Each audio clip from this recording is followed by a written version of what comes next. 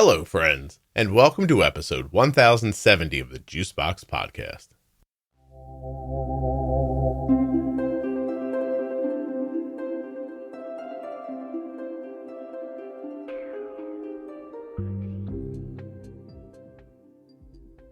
Today on the podcast, a returning guest. Chris Ruden is here for his third episode of the Juicebox Podcast. And Chris and I are going to talk about talking.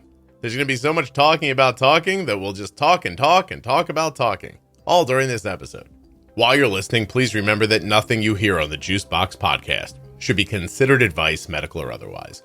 Always consult a physician before making any changes to your healthcare plan or becoming bold with insulin.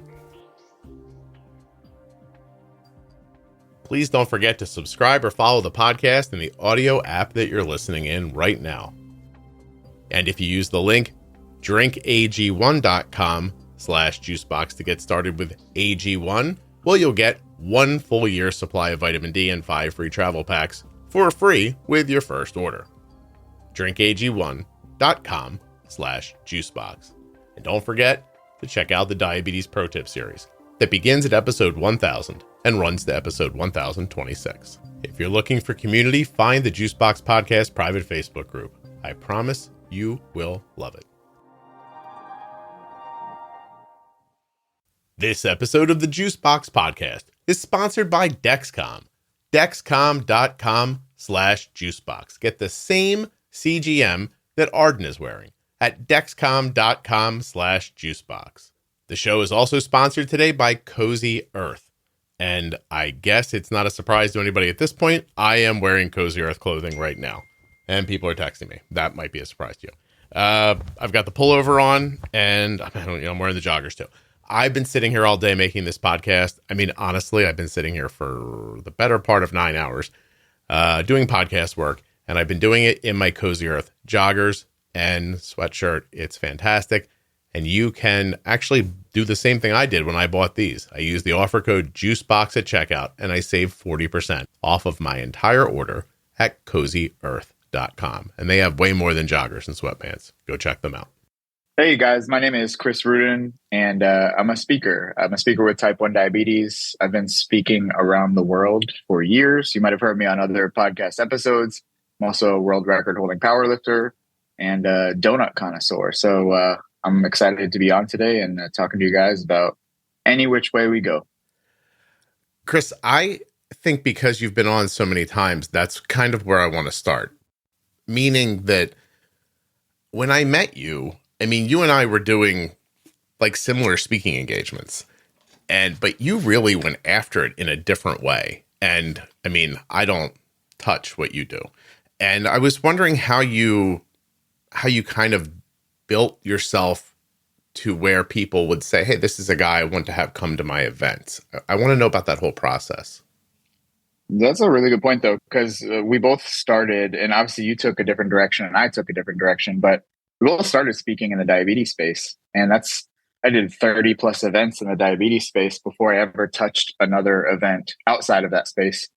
And I think it took a lot for me to understand that diabetes was just the topical thing that I wanted to talk about, because diabetes conceptually is, it's a problem that we have to solve on a daily basis. And there's no finish line for that solution. It's a day by day process. So I think it's a testament to the fact that you've had me on multiple times, just like taking insulin multiple times, doing these blood sugar checks multiple times. It's not just a one and done type thing. You need consistent commitment to solving the problem. And once you solve the problem, another one does pop up. That's not a negative thing.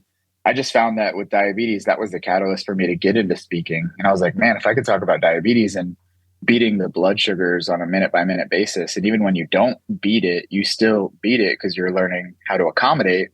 What if I took that concept and taught other people to live between the lines? Maybe not blood sugar lines.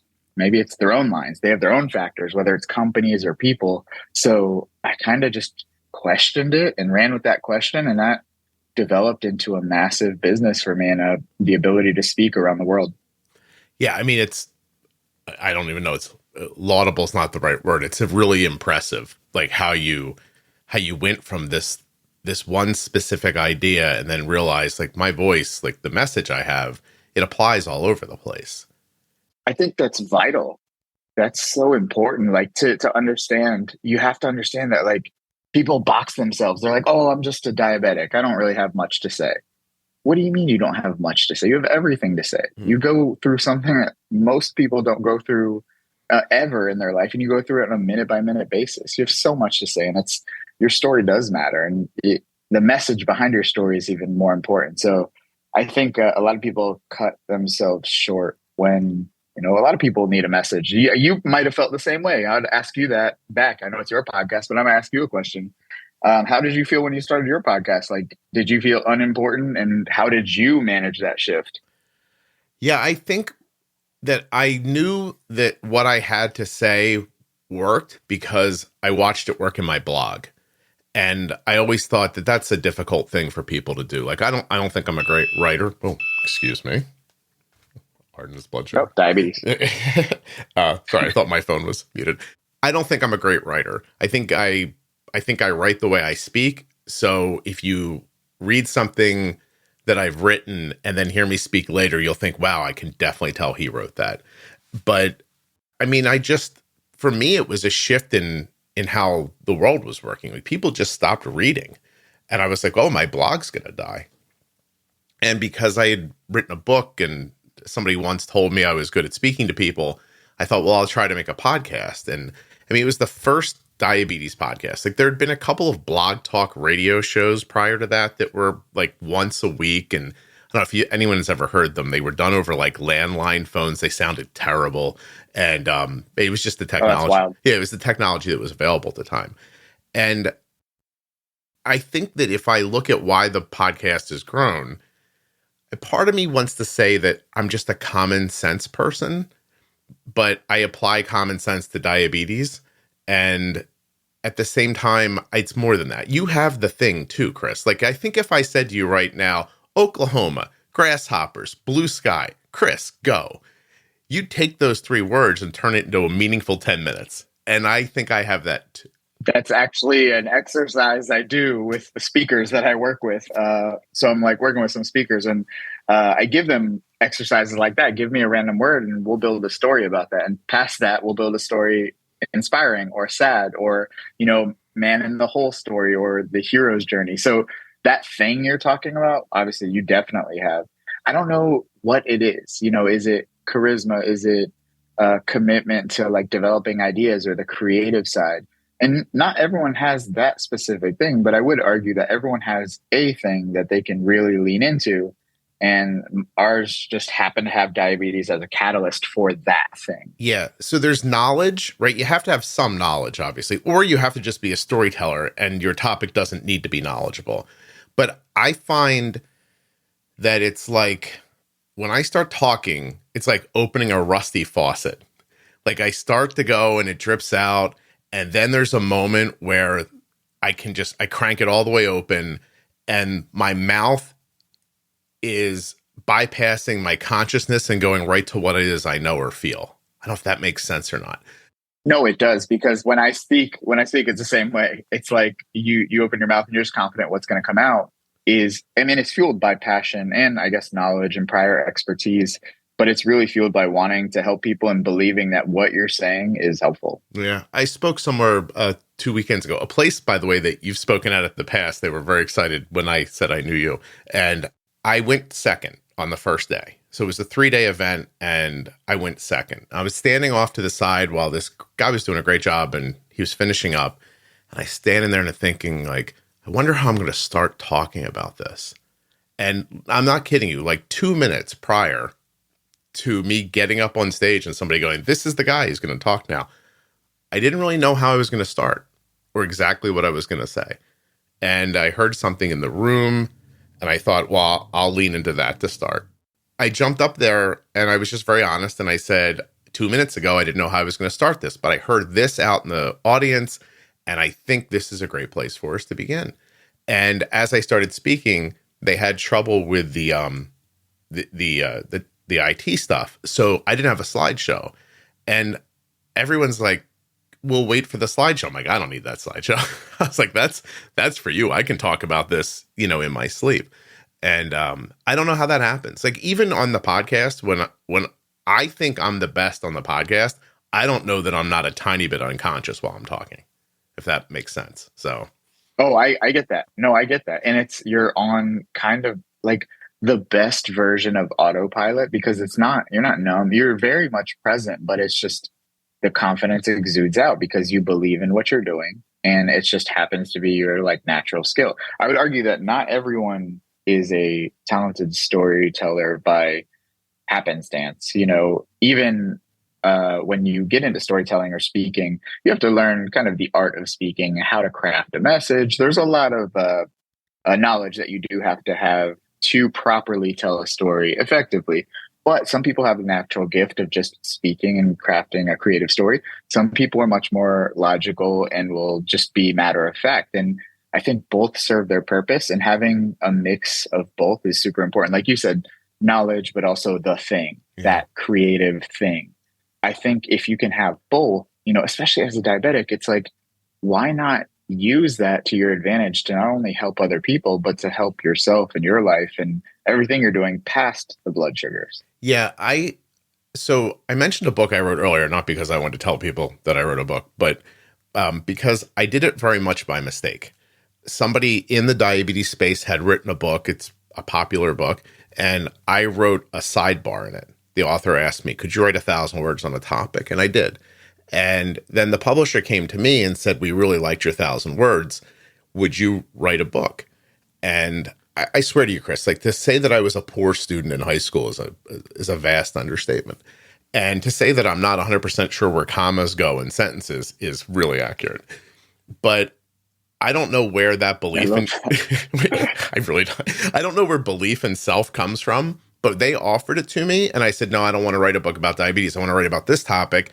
Here's what I think the book would be about. And anyway, I did it.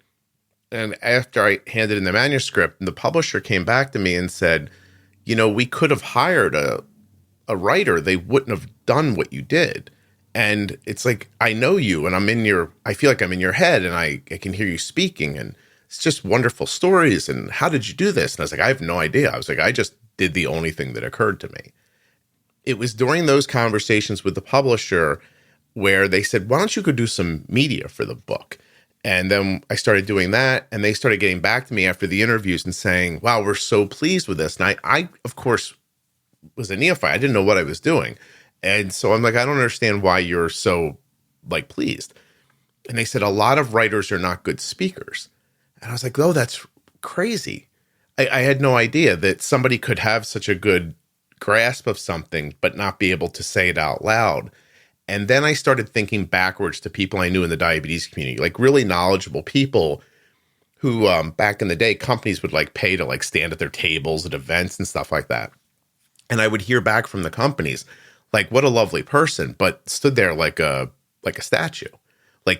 Couldn't interact once it came to having people in front of them. And I realized that it was somewhat special to have knowledge of something and to be able to stand up and talk about it. And I thought well, if I did this with the book, I wonder if I couldn't do this with diabetes as well. And maybe isn't that what people with diabetes need, is maybe more storytelling and less bullet points. Do you know what I mean? Now let's talk about the Dexcom G7. The Dexcom G7 is a small and wearable continuous glucose monitoring system. It sends real-time glucose readings to your Dexcom G7 app or the Dexcom receiver. Use my link, dexcom.com/juicebox to learn more and get started today. You will be able to effortlessly see your glucose levels and where they're headed. This way you'll be able to make better decisions about food, insulin, and activity. Once you're able to see the impact that those variables have on blood sugar, you'll begin to make more purposeful decisions and have better outcomes. My daughter has been wearing a Dexcom product for so many years, I don't even remember when she started. But today she wears the Dexcom G7, and it is small and easy, and oh my goodness, are you going to love it. Dexcom.com/juicebox. You can head there now and click on the button that will get you your free benefits check, or just hit that other button that says get started. When you use my links, you're supporting the production of the podcast. Dexcom.com/Juicebox. I may have a problem. I may have what they call like a monkey on my back. I'm now buying Cozy Earth clothing at an alarming rate.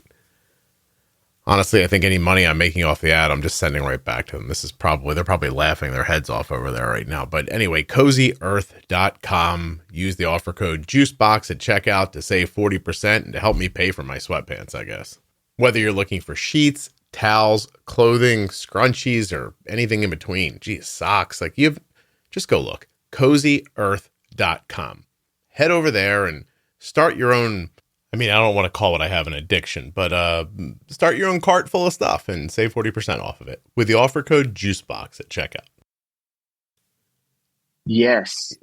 Oh man. So that is such a big aspect of when I first started speaking in the diabetes space. And I still have a soft spot for diabetes-based events. I still work with some companies, but to be able to tell more of the story side, the human side of things. We have so many good, incredible doctors and diabetes educators, people like Gary Shiner, incredible. It's so good. It's so good. But we're still missing the human component a lot of the times. And a lot of the companies are missing that human component of how do we draw people in from patient to patient or patient to provider? How do we show that we're human? How do we tell stories? Because that's what we're missing. And I see that with a lot of major companies and organizations. They're missing the storytelling aspect, which as humans, as people, we have always gathered around either a campfire or something to tell stories, to connect. And that connection is missing. But people think that they can just hire someone who is pretty or famous and that will falsely establish the connection. But they quickly learn that is not the case. Yeah, I saw people misstep a couple of years ago. They started thinking that Instagram likes were actual influence, and they started paying people to pimp stuff. And I was like, that's not going to work. That person's very attractive, and I'm sure that's why people are clicking on that photo, but I don't know what that's got to do with using XYZ, for their diabetes. And I think they've gotten away from it. I saw a funny marketing thing where they're talking about there used to be streakers and they would run through games and they'd have marketing messages on their body. They would write it. So I guess these companies back in the day used to pay people to do wild stuff like that. And what they realized is they had no uptick in conversions or no uptick in views. And they realized that people were more drawn to the act itself, not what they thought was happening. Billboards, it's nice and all, but there's no connection. Yeah. There is no, if anything, it's a distraction from what you thought you were doing. And I saw a big shift in company perspective and messaging after that. I know exactly what you're talking about. Yeah. I spoke at Omnipod's national sales meeting one time, and all companies do this. They bring their salespeople in to one location where they can all get together, and it's a nice event, and they talk business. And I was supposed to speak at the end of it, and there were over 500 people. It's a big auditorium. It's probably the most well-produced thing I'd ever spoken at. So it was well lit, almost to the point where I couldn't see everybody out in the, when you hear comedians talk about I can't see the back row, and the idea was to come in because everybody that works at the company doesn't have diabetes. And can you, talk a little bit about why their job is so important? So I did. I flew in. Chris knows, sometimes you don't get to stay places very long. You feel very you fly in, you rest up, you try not to look too tired. You go up on stage, you do the thing. And sometimes they put you right on, I go on a plane again. And anyway, I'm up there and I'm talking. And I'm about 20 minutes into the conversation. And I look down and I recognize that a vast amount of people are crying. and I'm like, I'm sorry. I'm like, I stopped and I looked down. I'm like, are you okay? And this woman just says, she's just it just hit me what I'm doing. The thing I'm selling, it never kind of occurred to her before. It was just a thing. She was selling widgets in her mind. You know what I mean? We make a thing, I sell a thing. This is my job, And to watch her have that connection back to diabetes and to understand more about this widget and what it did, I know it meant a lot. And I agree with you. I think it's a big deal. I had a management company reach out to me recently, and I don't know if it's ever going to come together or not. These things, I know people think that's exciting, but I probably get like 150 emails a year that sound really exciting in the first 2 weeks. And then, a handful of them kind of flesh out. But they were talking about me doing more, less specific speaking, specifically about diabetes. And I was wondering how did you make that leap? Like, so I guess for people who don't know, Chris, like, how would you describe, I don't even know how to put it. Like, you have at birth, right? You were born with, how do you describe your arm? Yeah. So I was born with, I just say a physical disability. I was born with 2 fingers on my left hand and a shorter left arm. So a congenital birth defect. And I got diabetes at 19. So the majority of my life, I, grew up being different, looking different, and obviously feeling different. So that was my situation, I guess you could say. And I think a lot of people think, oh, the only reason, you're doing so well speaking is because, this and that. It's kind of a cop out. A lot of people have either a condition or a lot of people have something, but we all share the same story. And this is something I share with a lot of my speakers too. You, Scott, have the exact same story as me. And everyone listening to this has the exact same story as us. You went through some crap, you got over some crap, and there's some more crap coming. Mm-hmm. That is everyone's story to a T. Everyone has the exact same story. The question is, how do you tell it in a way that isn't about you, but it's about what people get from your story? Yeah. My first ever mentor, he told me, tell me your story. And I told him this whole sob story. And at the end of it, most people would be like crying or like, oh my God, that's amazing. He literally said, so what? And that was like, I've never heard that before. And he said, so what? No one cares about your story. They care about your message. He's like, what is your message? People care about what you can get, what they can get from your story. So like when you do this podcast, it's not just you talking about how good of a podcaster you are. It's literally you interviewing people and delivering value to people, whether it's education, entertainment, a mix of the two, which it usually is. People are getting something. So the best storytellers in the world give something. They don't just talk about themselves. And I know you know what I'm talking about, especially in the diabetes space, when there's people who just accomplished a feat and they talk about the feat that they accomplished and that's it. And that's nice and all, but I can't associate with anyone who has done crazy feats. Just like you, Scott, probably can't associate with me or, level with me. I lifted 675 pounds, but you can level with me in understanding the adversity of building something, the struggle, and then coming out on top of that because you did certain things to make it work. So conceptually, I took it from diabetes to, okay, how can we deconstruct this, make this into a message? Mm-hmm. If you had to break down your message in one sentence or one word, what would it be? I speak on 3 topics: overcoming adversity, diversity and inclusion, and change management. None of those are diabetes, but all of them involve diabetes. Yeah. No. I kind of brought up your arm because I was impressed when you moved into, like, I've seen you speaking to kids with prosthetics before. I guess this is my story. And I opened up a video one time on your Instagram that made me cry. And I was like by myself sitting at this desk and just taking a break from editing the podcast for a minute.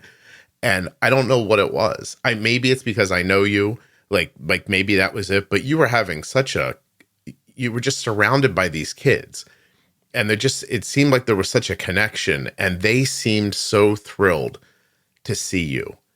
And I don't know, it touched me in a way that I can't, I don't know what you said there that day or what you did with them or anything, but like this short little clip, like really, I thought, wow, look at Chris doing. I remember what you're talking about because you actually wrote me that day. Yeah. And it was a kid who had no legs and I put him on a box and everyone else was doing deadlifts and he was sad because he couldn't do deadlifts because he didn't have legs. So he's kind of like somber in the corner. I said, what are you doing, man?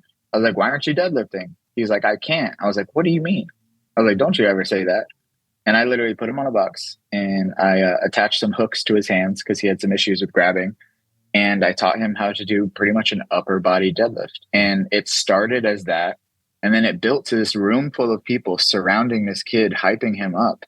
And just to watch the kid go from like knowing he couldn't do something to proving himself wrong, like that is what I did my entire life. Yeah. So I watched this kid go through the transformation that took me 17 years, 17 years of hiding my disability. it took diabetes to kind of stop doing that. But I watched him do that. But I was able to take my 17 years and do that in 17 seconds for this kid. I just think too about all the people in the room and what they take out of it as well. I mean, sometimes I joke and I tell the people that like my job is really to trick you into taking care of yourself. Like that's sometimes how I think. I love that so much. So, because it's easy to tell people what's right. I mean, listen, Chris, I'm a person. I know what's right. I can't always accomplish it. Right. And so like diabetes is more immediate. It's not like we're trying to like make a big change for ourselves and it's okay if it takes 5 years. Like it's your health and I want you to get to it quickly. And so I sort of mix the conversations with a little bit of humor, a lot of details, and hopefully kind of just leave it there for you so that what you take from it isn't the answer, but it's enough of the answer that you can go home and work on it yourself. And that's, I guess, how it hit me watching the video of you. Like I kept thinking there are other people there and they're witnessing this and they're going to go home and think, yeah, I mean, that kid did that thing and this guy did this stuff. And there are things I don't do. I bet you I could do them as well. And that, because it just spreads so much more quickly that way. It really does inspire. Like it causes people to question. And this is, you actually were talking about doing a national sales meeting for like what you said, Omnipod, I think. Right before I left, because I'm currently on vacation, right before I left, I did a national sales meeting for Eversense, the implantable CGM company. And they had all their employees come in and they pretty much hired me to do a talk on change management, which pretty much has nothing to do with diabetes. But it has everything to do with diabetes because like we have to monitor and manage how we change throughout the day, blood sugars, moods, everything, you know? And it's crazy to see the ideas that get sparked from being in the room and having the right conversations at the right time, you know, and people take away so much just by being a spectator in what's going on, whether they're helping another person or whether they're seeing someone be helped. That catalyst for change is something that people listen to this podcast and they get from all the time. You're tricking people into taking care of themselves, but you're also motivating them to take care of themselves. You're positioning them to make better choices on their own because you know you can't force people to make better choices. Yeah. You can't do that. But what you can do is put them in a position to listen. You can't sell an empty seat. You can't give someone an idea if their ears are closed, you know, but you invite people to open their ears. You invite people to listen. And you invite people to make the change they know they already want. And now they feel a connection instead of being forced and being defensive. And that's what I do as a speaker. Mm-hmm. The way I see it is that diabetes is not something that you would, I don't care how much you're struggling or anything. Like it just, how do you give over like your free time to listening to someone talk about diabetes? Like I can't imagine it. Right. So instead, I make a podcast that I would listen to and we talk about diabetes mixed into it. And that way, that's the trick. The trick is that I trick you to actually listening because I mean, who would listen to this?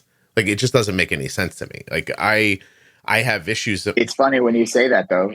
When you say that, I'm like, okay, that's exactly how I connected with those kids over the years, especially in diabetes. When I used to speak like specifically to kids, parents would be like, oh, can you connect with my kid? They're really struggling with this. And, you know, I always recommend, obviously, mental health therapy is like extremely important, but they think I'm just going to go talk to their kid about blood sugar and you should take your insulin. And you should do this. You should do that. They think I'm going to be a secondary parent.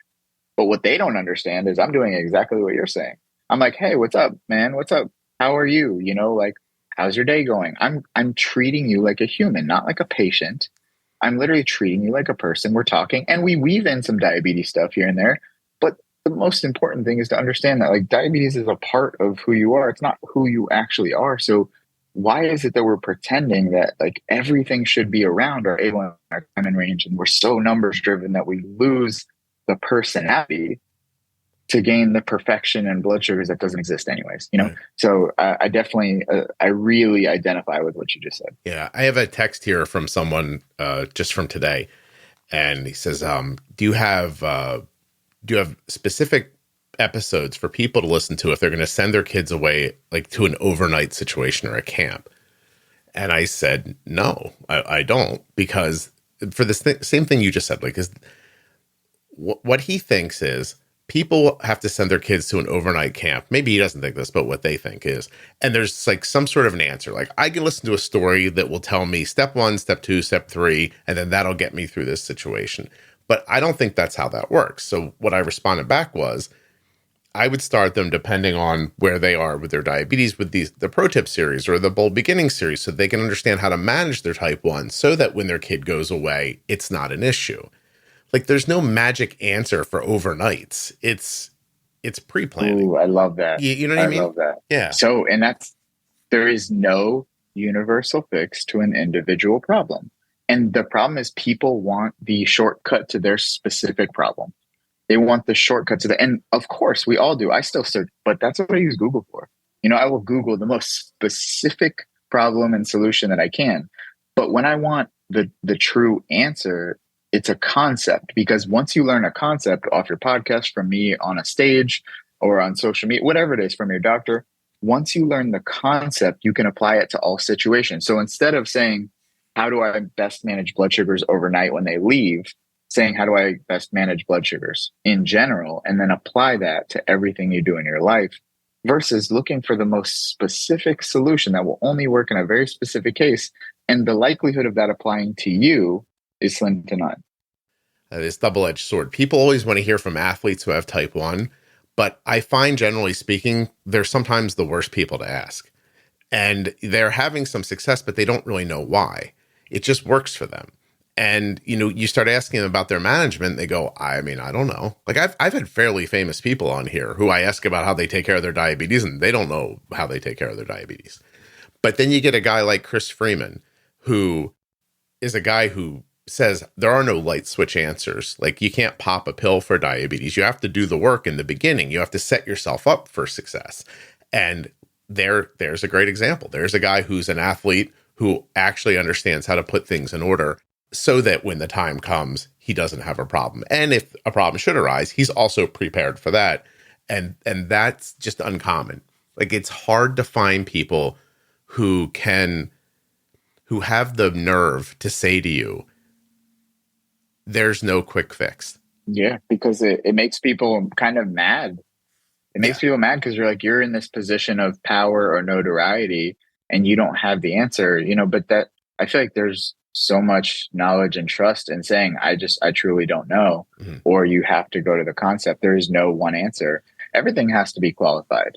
I feel like the only true absolute answer is it depends, I don't know. It's fantastic. It's also why I enjoyed having you on over the years too, because you're very, when you talk about diabetes, you are very much like Chris. You're very much like Chris Freeman, in that you're like, look, there's no quick fix here. There's answers, but you need to understand what they are, and there's work to be put in and that kind of stuff. So that attitude I appreciate in general. Well, it's the same with you too, because you're not very dogmatic about like specific approaches. Like, so many people can have different approaches, high carb, low carb, anything in between, like regardless of the type of food or anything. The question is, like, conceptually, do you know how to manage the lifestyle that you want? That's what I'm going to ask. I have like 3 basic rules. Can you manage it without ruining your life? Does it actually work for you? And can you sustain it? Those are my 3 questions. If you can get all 3 of those questions answered yes, I'm happy with what you're doing. If not, then you just need to tweak some things. I couldn't possibly agree more. Okay, so how do you transition to like what you're doing now? Like, how do you start from? I'm acting like I'm like, how do I do this? But I don't think I want to do this. But I honestly don't think I could do what you do and make the podcast at the same time. I don't know that I could accomplish all that. But it is interesting that you like. Does somebody recognize what you're doing? Do you seek out management? Is it how do you, like you mentioned, a mentor? How do you build your business? So that is definitely, it's always a weird question when someone asks, what do I do for a living? I say keynote speaker or speaker, and people have these ideas. Like, maybe they think I'm doing like Tony Robbins seminars, having people walk on coal.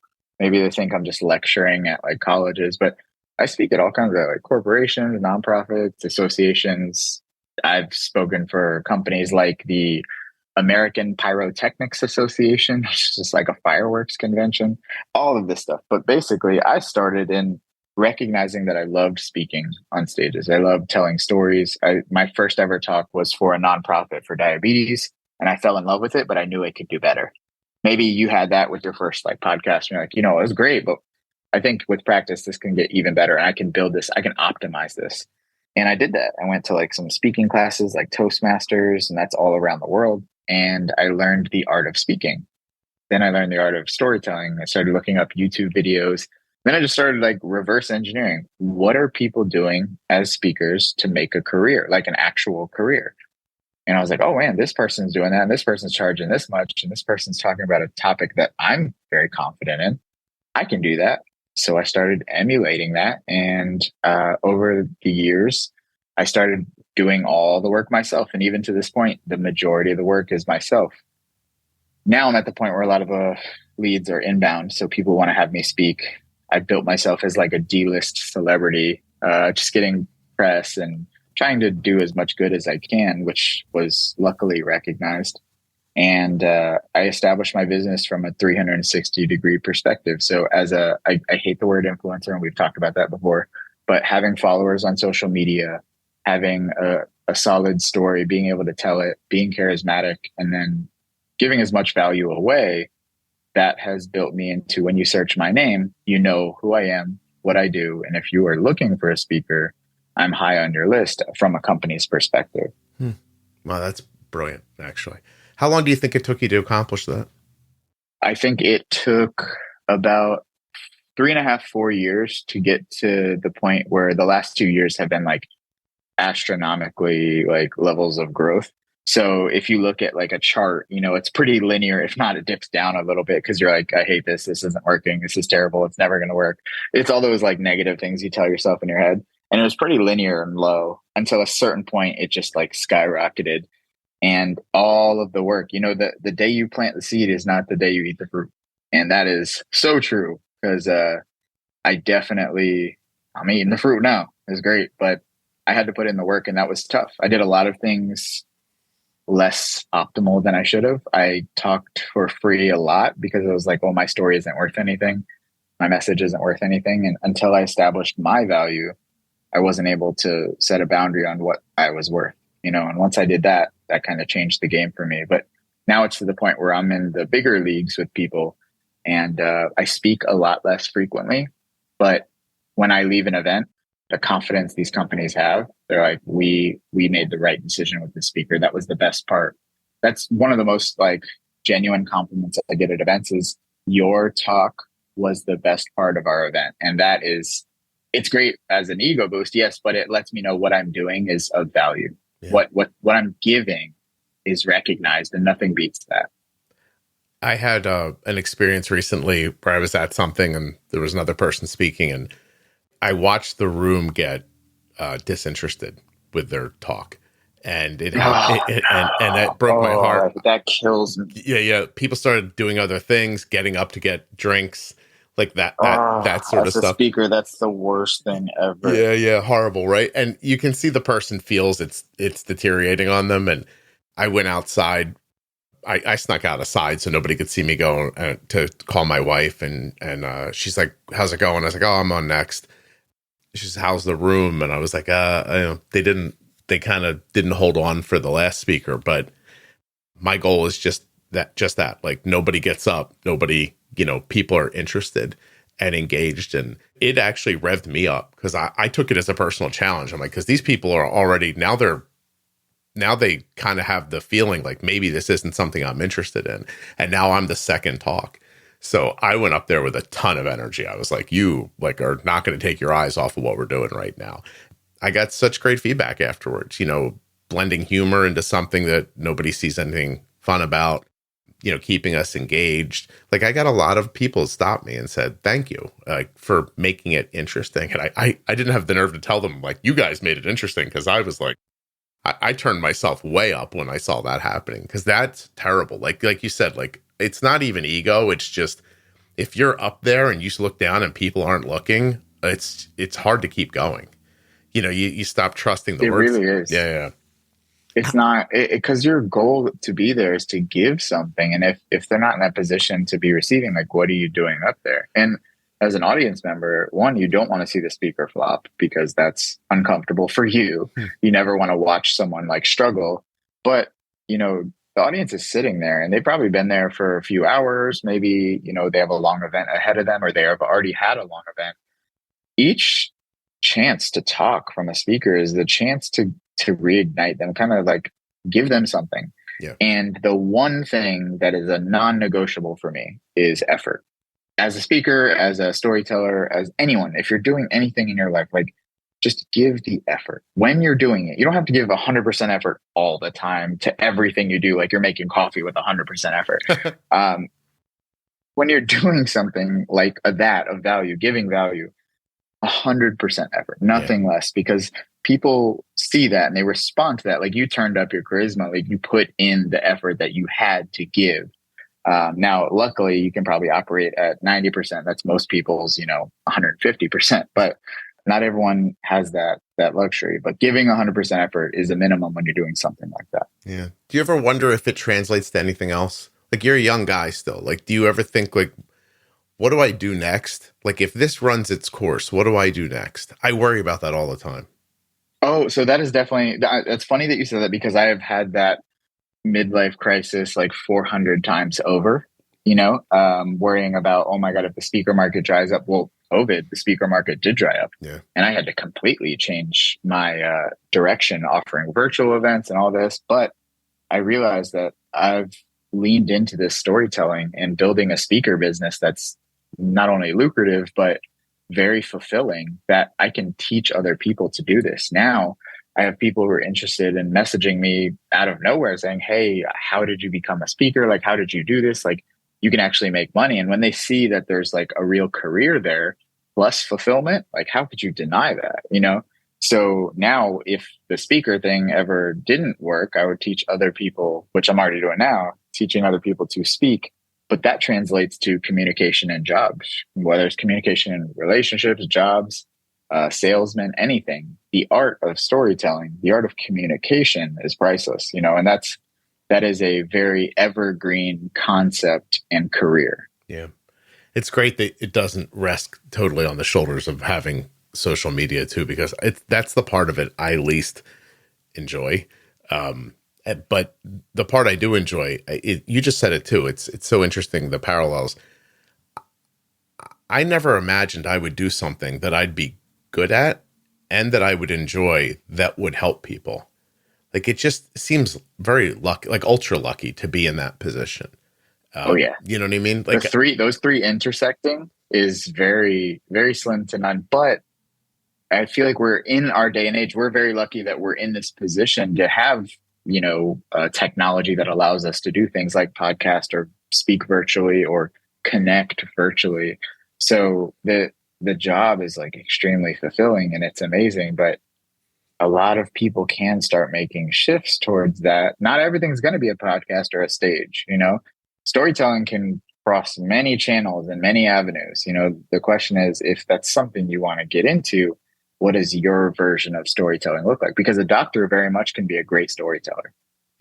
A receptionist can be a great storyteller. A lot of people, this skill that you have, this skill that I have from stage, is transferable to so many avenues of life. Yeah. No, there was a time before technology where I was just the most interesting person at a credit union. And but I don't know that I was doing anything different than I'm doing now. Like at its base level, like when I see people, I'm like, oh, we'll talk.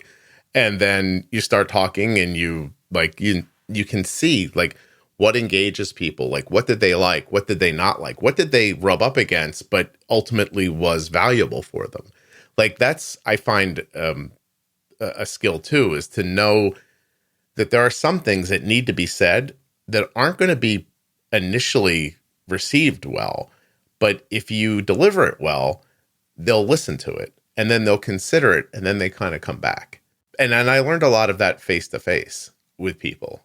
And even honed it for diabetes by helping people one-on-one when I just had a blog. Like I would let people call me on the phone. For as many podcasts as I have, I have a couple hundred more that nobody recorded, which were just phone calls with people trying to figure out their life with diabetes. And I remember on one of the calls one time, I hung up and I said to my wife, I'm like, I bet you people would have enjoyed listening to that conversation. And that was kind of one of the first times I thought, like, maybe I should record them. Anyway, it's just, and then all the hard work. That's the part I think no one like could possibly understand. Like, I know this stuff all seems like it just happens. Like, Chris stood up and like, you're a handsome man, Chris. You're in good shape. You stand up in front of people like, oh, there's a handsome guy. He's good at speaking. He gets to be a It's not like that. If only that was it. If only that was it. You know, it's. I remember a time where I was like, I think Chris is like I thought you were hustling. Like, for a while, like I was like, I don't know you know you well enough to be proud of you, but you put irons in every fire you could find at one point in your life. You're like, I'm going to make one of these things work for me. And it's impressive. It's one of those things. Like, I was committed to making something work. I'm like, I tell it in my talks, in a few of the talks that I do. Like, I say, like, there has to be more to life than just being disabled and diabetic. Like, there has to be something. And like, I say that and it hits, but like, I really felt that way. I was like, whether it's fitness, which I had a great fitness career, speaking, and the next route will be, in addition, like coaching, maybe, I guess. But like, wherever it goes, there is more to life than the problem, you know, the obstacle. And I read a book by Ryan Holiday called "The Obstacle Is the Way," and it's about Stoic philosophy and stuff. But basically, it's just talking about like the obstacle in the way becomes the way, and maybe. You know, I talked too much in school and I got in trouble for that. Now that's what I happen to get paid for. So it's crazy how things kind of turn around. Yeah. My dad used to say to me, like, someone's going to smack you right in the mouth one day. And I was like, I don't think so. I think I could talk my way out of it. Yeah, that's fantastic. Oh my gosh. Okay. So you're doing all this different stuff now. And we're having this conversation today. Like, people are like, I'm never going to be a public speaker. Like, if you're thinking I'm never going to be a public speaker, why do I care about this? I think you're missing the point. Like, I think the way to help yourself with your diabetes, or honestly, in a lot of ways, is in Chris's and my story about how we ended up in this position. Like, you can do these things in your everyday life. You don't have to have the goal of being a public speaker or making a podcast. Like, your goals can be very personal and still very valuable.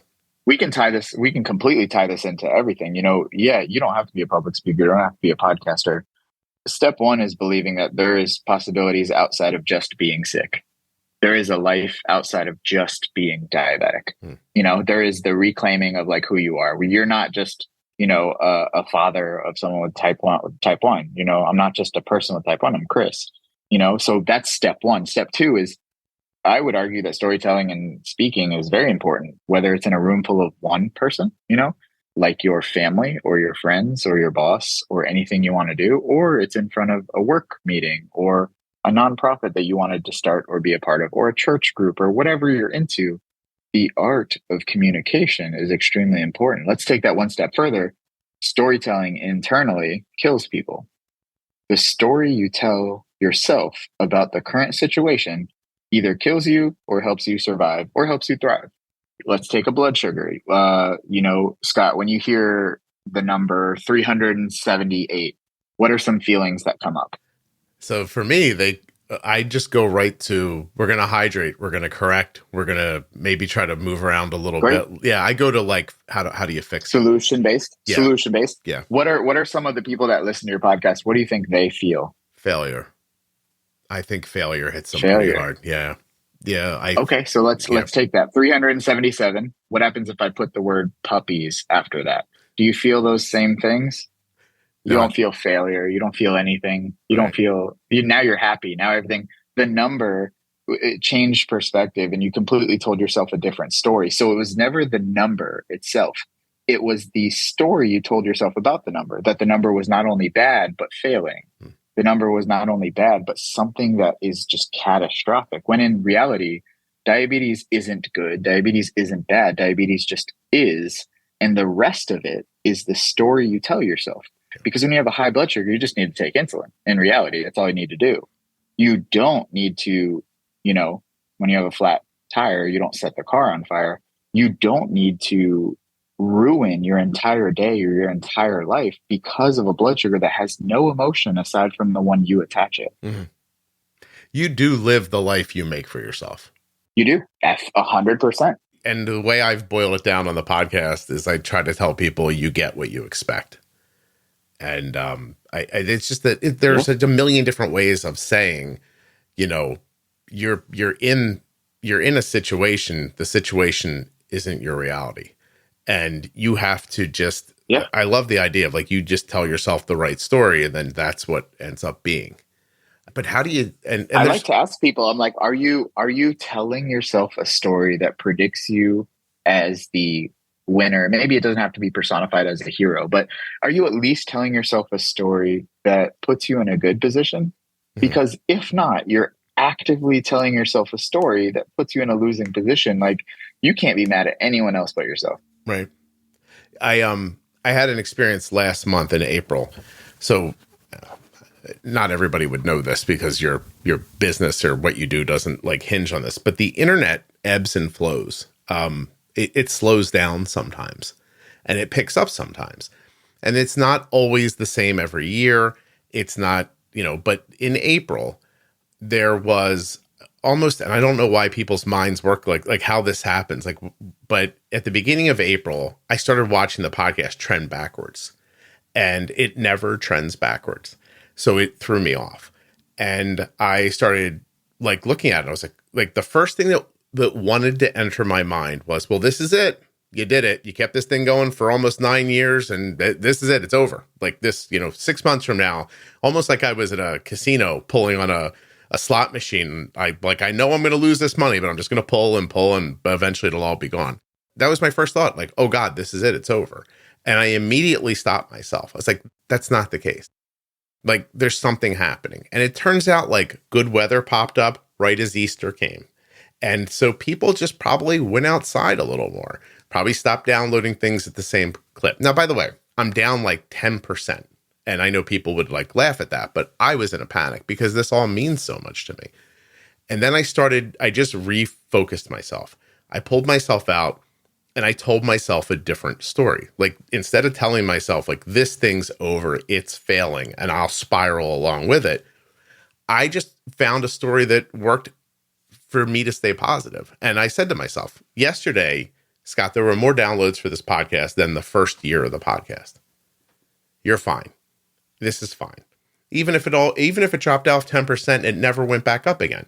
It's still reaching so many people. That's fine. Completely fine. And that concept is what everyone needs to understand is the only difference between you spiraling, like you said, you started to you just carrying on was the story you told yourself. Yeah. And that's what happens. People have this sugar or this situation and they will literally tell themselves this spiraling doom story.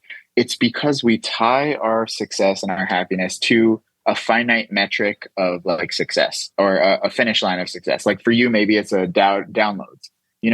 If your podcast went down 20%, I would argue that the success was there because each episode is a success for what it does for the people who need to hear it. Mm-hmm. Your metric is not total. It is definitely a metric, but the main metric to be proud of is to understand that there are families that they're better off now in their personal and just in their lives because of the information they've heard on your podcast. The one that they're not phased by 10% down. They're loving you because of what you've done for them. It's the same thing with my stuff. I used to base it off social media likes. When I was big into social media, I don't post too much anymore. I used to base it off these like markers of like, if I'm not there, this conditional happiness of if I'm not the best speaker, if I'm not making X amount of money, if. And the second I started to remove those markers and more so say like, okay, when I give this talk, am I doing 100%? When I'm doing this, am I giving my effort and am I embracing like what I'm doing in the moment? That one paid off so much more in terms of fulfillment, but that's when I saw my success truly go up. Is when I took away the stressors of those finite like finish lines. The other thing I did was I supported myself. So because I really mean it, like it hit me hard. First of all, I do know how many people the podcast helps. And if I'm doing a poor job of spreading it, then it feels like, oh, I'm going to eventually lose this thing. So I recognize this isn't the case, by the way. Like, this is an anomaly. I'm okay. So I snap myself out of it a little bit. First thing I do is I go to the private Facebook group and I just scroll through it to see all the people that are doing well because of the Facebook group and because of the podcast. And I go, okay, I'm still having a good impact on people. And then I surrounded myself with like a couple of people, like loved ones. Like, I went to my wife and I said, I'm very worried about this. And she's like, Scott, don't worry about it. Like, and she gave her reasons. And Isabel, who helps me with the Facebook group, she supported me too. She's like, it's just, it's just a momentary thing. Anyway, a couple of weeks later, I was intersecting with somebody who I do business with. And I said, can I ask you a question? Were your numbers down in April? And it's a different business, but still, like, it still needs people coming through the internet. And she goes, yeah, like by 15%, we couldn't figure it out. And I said, I saw a dip too. I think it was just April. Like, let's wait and see. And then the first week of May, I did, the podcast was like stunningly popular the first week of May. And I thought, oh, those people, they're back. Like, here they are, like they went off and did something and now it's growing again. And I don't know that I get through it if I don't change the story and if I don't surround myself with positivity and find some support.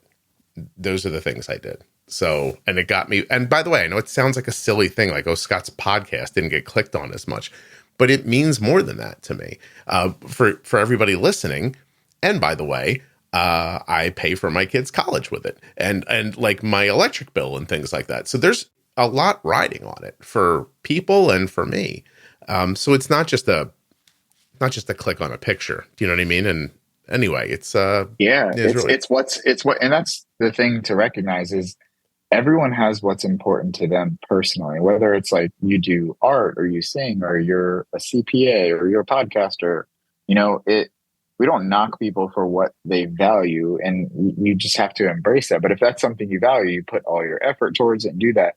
And the whole reason this podcast exists is if we're able to manage our diabetes appropriately and optimally, we position ourselves to focus on the things that we love with the people we love. Mm.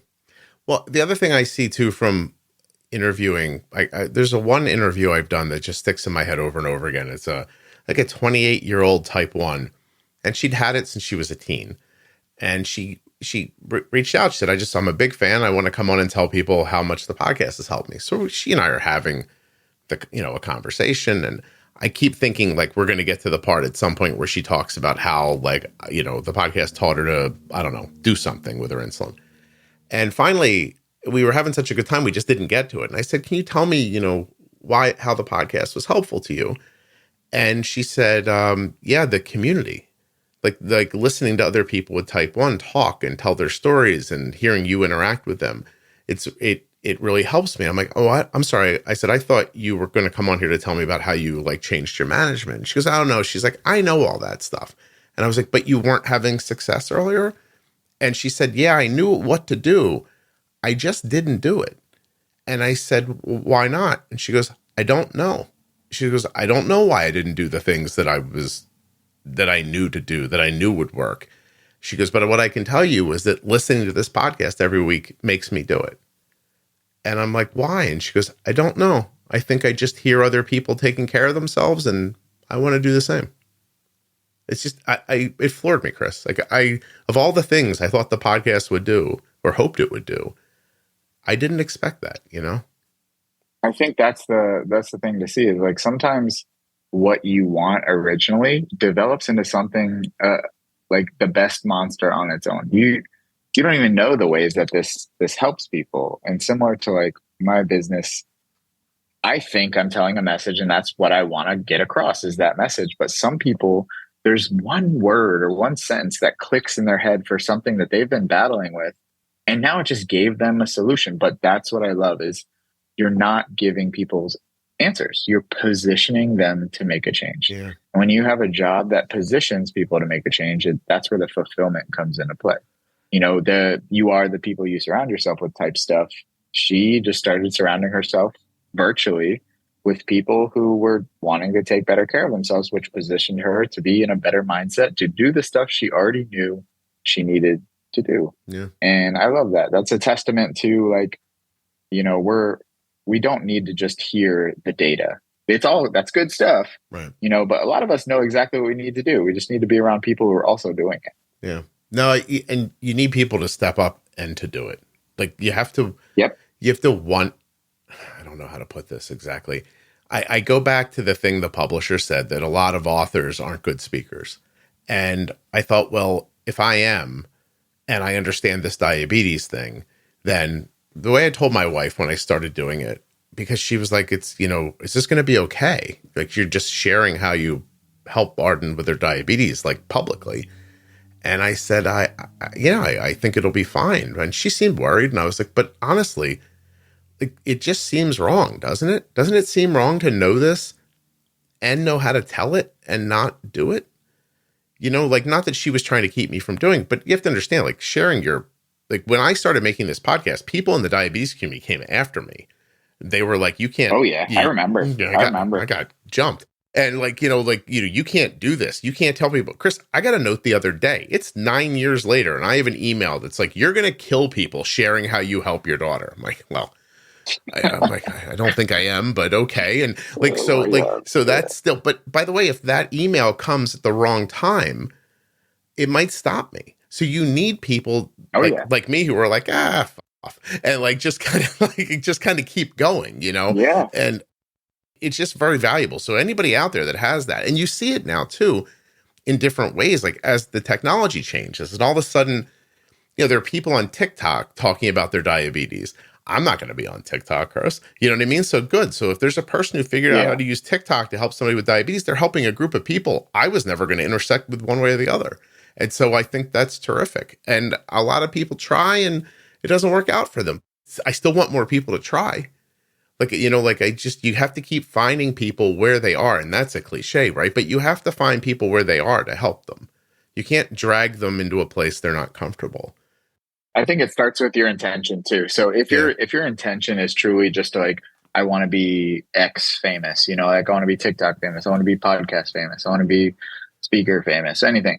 If your goal is to hang out at the finish line without running the race, you just want the medals and you don't want like the process, that shows. And it shows in the work that you do, and it shows in the failure rate of these people who start podcasts or start speaking or start whatever they start, and they don't stick to it because their intention originally didn't align with what they truly wanted. It was just like a topical, like, I want to be seen as this. I don't want to do that. Yeah. You know, a lot of people want to be seen as a podcaster. They just don't want to actually do it. And that's understandable. I've had that feeling all the time, you know, like undoubtedly I might do something in the future around speaking, but I know my true passion, what I act on is speaking. And that's what I do. And if 1 million people lined up and said, that's stupid, this isn't going to work, you should stop, I wouldn't listen, because I know I have the full belief in that one thing. That's my thing. And the people who are disingenuous about it, they make my job harder. And I'll tell you one way that happens is that I have had to make rules to make my life manageable and to keep hucksters off the podcast. But those rules end up sometimes eliminating people who would be really good guests on the podcast.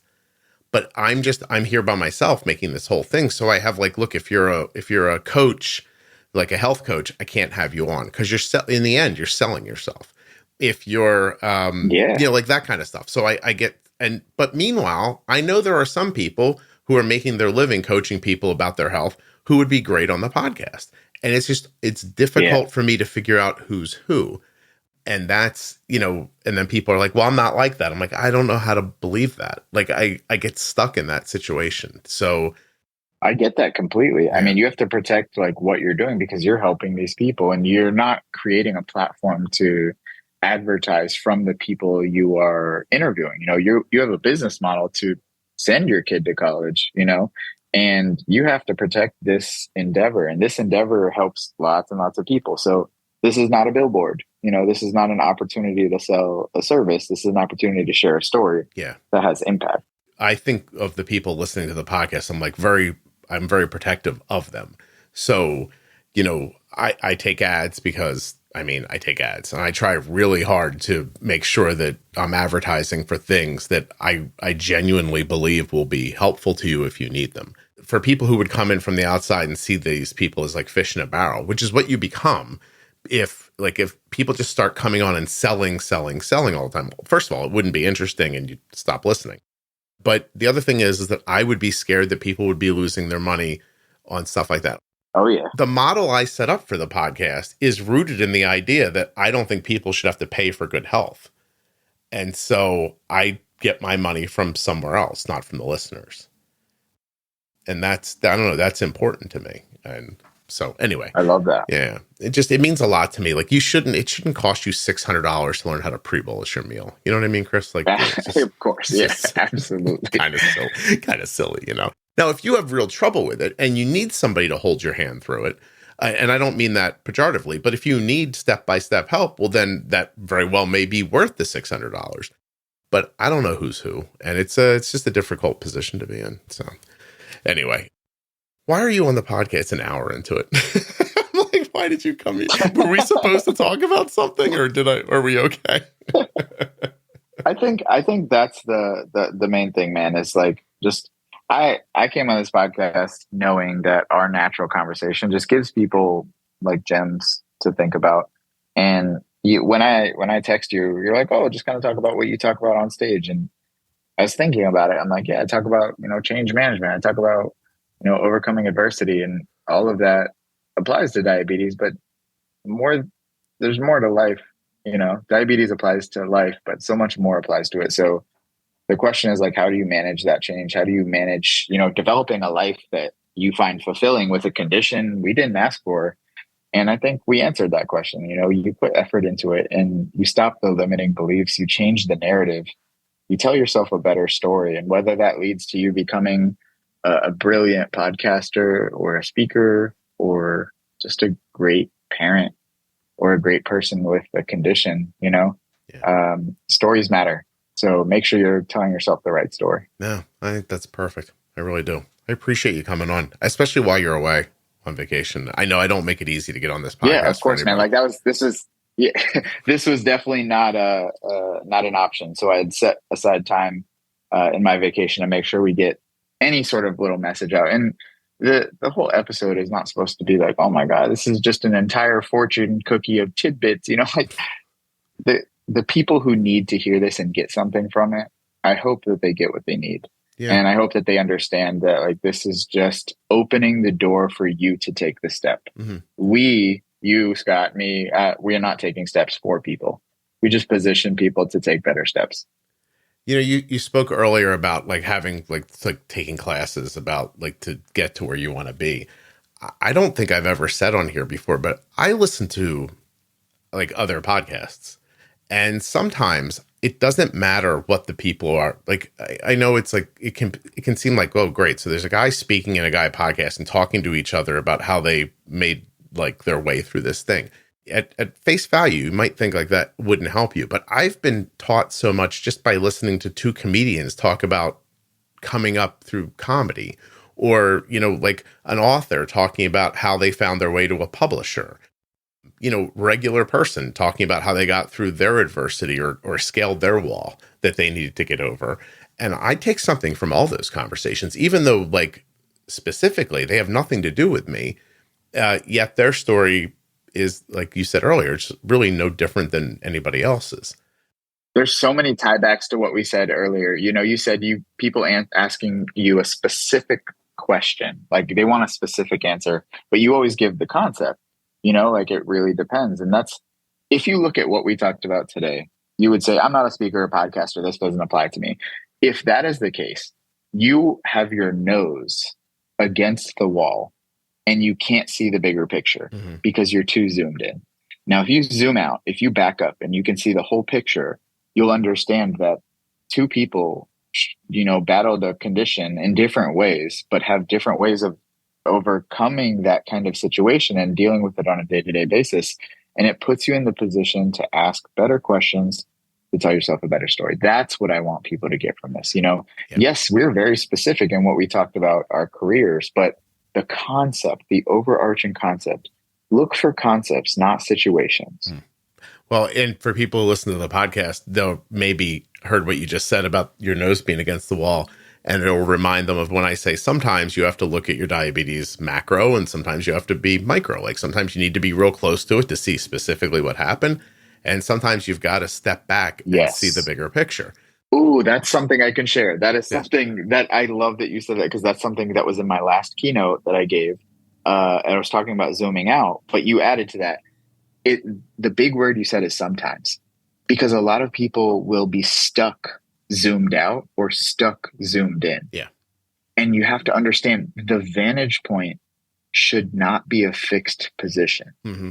If you have a fixed position vantage point, you are going to miss out on so much in life, whether it's diabetes or not, because you're stuck from one angle. You're only seeing everything from one angle. Yeah. You put a person on one side of a 6 and one side of the other 6, they'll argue all day whether it's a 9 or a 6. You know, it's like, don't argue semantics. Just change your vantage point and know when to zoom in and know when to zoom out. Yeah, actually, it's not a thing I understood until speaking with people about their graphs. And they'll bring you like a 3-hour Dexcom graph and they'll be like, right here, it's 7 o'clock. What happened? And finally, one day I was like, I don't know. I need to see the 24-hour graph. You don't need to see that. Like the rest of the day was okay. I'm like, well, you think it was, but I might see something different. Like let's literally zoom out. Like let's look at the last 24 hours. And then that led me to tell people, you know, the macro micro thing, but it also led me to understand better that what happened before is most likely the culprit for what's happening now. Like so infrequently, the thing that you're watching happen right now, so infrequently, that's the problem. Like the problem usually came before, which then led me to say to people like, insulin you use now is for later. But when you're trying to figure out what went wrong, you think about it that way, but a little backwards. Instead of saying, you know, insulin for now is later, you say insulin from before is what's happening now. So when you're trying to figure out what happened, it's what happened before. And when you're trying to get ready to stop a problem, it's now is for later. And that is heady until you listen to somebody speak about it and you go, oh, no, I understand. That makes sense. And I learned That's great. That's fantastic. It's just, but even the pulling it all back around thing, like I'll pat us both on the back. I don't know, like many people don't get to have conversations like this, but like you and I are basically playing a slow game of tennis right now. Like I'm saying something. Oh, yeah. And I give you the ball. And while it's floating towards you, you think, all right, that's what he said. That makes a lot of sense. I'm going to say this now. And then we've just been doing that back and forth for the last hour and 15 minutes. Yeah. That's the art of communication. You got to listen to what other people are saying, by the way. And not for nothing, but most of your problems are you're bad at communicating. So like, I see it online. I see it in people's personal relationships, everywhere else. I'm not great at it personally. Like I'm a much better communicator on this podcast than I am in my real life. And it's because I'm forced to listen because I spend so much time interviewing people I don't know. So if I wasn't really listening to them, I couldn't shepherd a conversation forward because I couldn't just like, you can't just throw things out and let someone talk and then say the next disjointed thing. Like it has to be back and forth. Oh, you'd be surprised. Many people do that. I'm on many podcasts and there's some that I'm just like, you don't even need me here for this. I say the thing I think and then I let you talk and then I say the thing I think and that's it. Yeah. I'm not into that. I'd prefer that an hour have 3 gems in it than, you know, me just pontificating and saying the, like, you know, here's the steps from the podcast. All like, I'm not always selling. Like, I don't feel that way. Yeah. So, anyway. I love that. Yeah. I really love that. All right, man. I can't thank you enough for doing this. You're getting up there on the been on the podcast a lot of times list. I appreciate it. Yeah. I appreciate you having me, man. I'm always excited to be a part of it because like every time you've grown and every time I know you're reaching more people, which is great. I'm not selling anything except for an idea of, you know, today we talked about telling yourself a better story. Who knows what it might be in the future, but this concept is evergreen. So this will always be of value. This will always be of use. So there's no use in having perfect blood sugars if you don't have great communication inwardly and outwardly. So just keep that in mind for anyone who's listening. Thank you. I appreciate it, Chris. Hold on for me, would you? Thanks, man. Yep.